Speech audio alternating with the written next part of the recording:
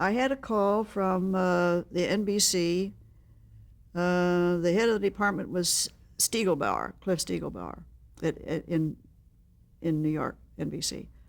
He called and said there's going to be a 2-hour live drama show that NBC is going to take in. It's called the DuPont Show of the Month.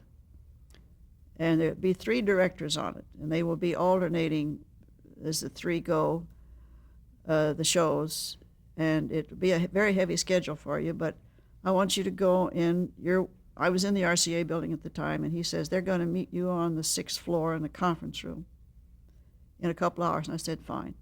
So I went down to the conference room, and here sat these 3 rather large, very handsome gentlemen, started asking me questions, because it was not a cattle call, but NBC was sending them those persons that they thought could do the job. I just happened to have been in the building. I figured, okay, so I'll go in and talk to them.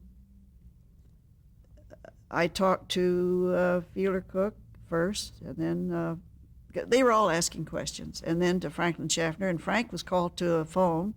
He came back and said he had to go to CBS on something that he was doing, and with the 2 to continue on the interview. So we had a very pleasant experience, and they gave me the rundown of what the schedule would be and the type of shows they were going to be using. Some very famous writers, which I didn't know in those days. But we ended the meeting, and they thanked me. I went back to the office, and the next morning, Stiegelbauer called me and said, they want you. I said, fine. All 3 of them wanted you. He just said, they want me. Well, I have become very, very dear friends with all of them. Unfortunately, I lost Frank Schaffner because he died not too long ago.